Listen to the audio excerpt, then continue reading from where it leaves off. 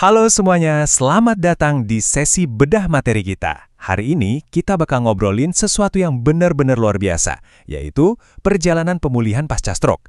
Kita akan lihat gimana harapan itu ya sebenarnya nggak pernah hilang, bahkan saat kondisi fisik rasanya udah di titik terendah. Coba bayangin angka ini sebentar, 500.000. Ini bukan sekedar angka acak di atas kertas ya. Di Indonesia kira-kira sebanyak inilah orang yang terdampak stroke setiap tahunnya. Dan yang bikin merinding, sekitar 90% dari mereka ngalamin kelumpuhan atau kelemahan mendadak di separuh badannya. Bayangin aja, kehilangan kendali atas tubuh sendiri, tiba-tiba banget. Nah, ini yang bikin kita bertanya-tanya kan, bisakah gerakan yang kelihatannya super sederhana benar-benar balikin kemampuan gerak mereka? Kedengarannya kayak terlalu muluk-muluk ya, tapi tenang aja, kita punya data klinis yang bakal ngebuktiin kalau harapan itu benar-benar ada. Oke, mari kita masuk ke bagian pertama, ancaman stroke dan kehilangan mobilitas. Semuanya bermula waktu aliran darah ke otak terganggu.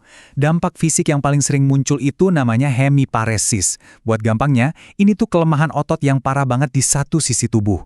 Pasien sering cerita rasanya tuh kayak tangan atau kaki mereka tertimpa balok batu yang super berat. Boro-boro mau jalan, buat ngangkat tangan ngelawan gravitasi aja susahnya minta ampun, sampai akhirnya mereka bergantung total sama orang lain. Lanjut ke bagian kedua nih, apa itu range of motion? Jadi, apa sih sebenarnya range of motion atau yang sering disingkat ROM ini?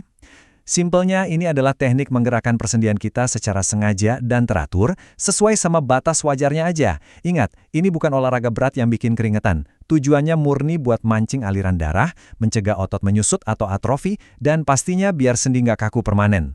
Nah, masuk ke bagian ketiga, metode penerapan latihan ROM.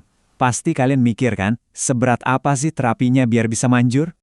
Jawabannya bikin lega banget, beneran deh. Kuncinya cuma di dosis latihan. Cukup 5-10 menit aja per sesi. Nggak nyampe waktu buat ngabisin secangkir kopi kan? Dilakuinnya cuma 2 kali sehari, pagi dan sore.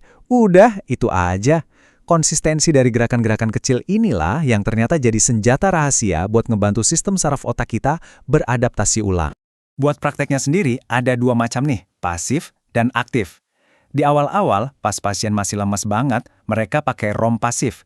Jadi perawat atau keluarga yang sepenuhnya gerakin lengan dan kaki pasien. Nanti pelan-pelan, pas tenaganya udah mulai balik, mereka bakal didorong buat ngelakuin ROM aktif. Artinya, mereka udah mulai belajar gerakin sendinya sendiri. Step by step, gitu loh. Sekarang kita lihat buktinya di bagian keempat, bukti klinis peningkatan kekuatan otot. Biar nggak asal nebak, dokter pakai metrik pasti. Namanya skala kekuatan otot dari 0 sampai 5. 0 itu ibaratnya mogok total, nggak ada gerakan sama sekali.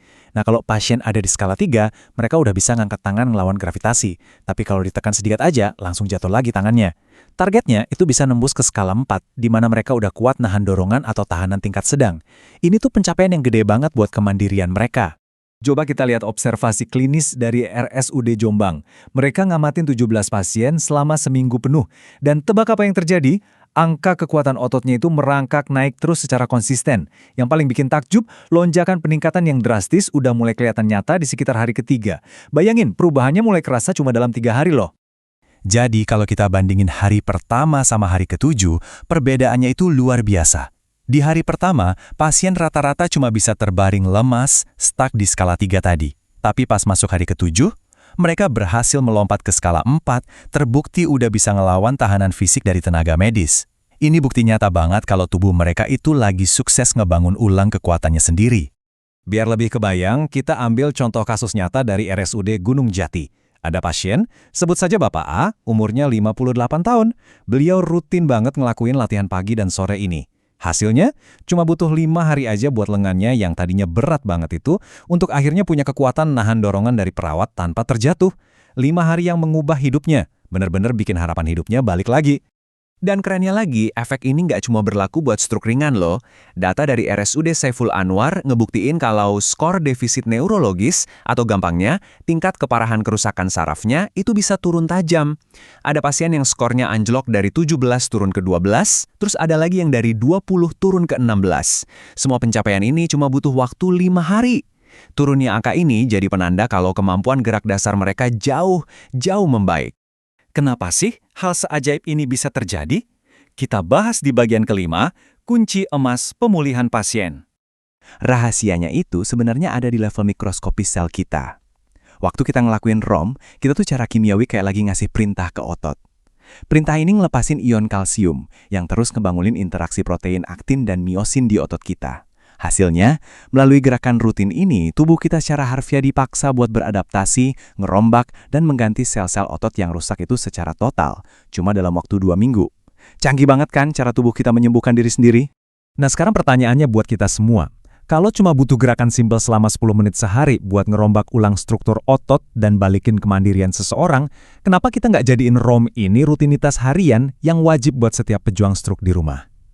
Karena pada akhirnya di balik semua angka, grafik, dan skala klinis yang kita obrolin tadi, ada kehidupan nyata seseorang yang lagi pelan-pelan direbut kembali lewat satu gerakan kecil setiap harinya.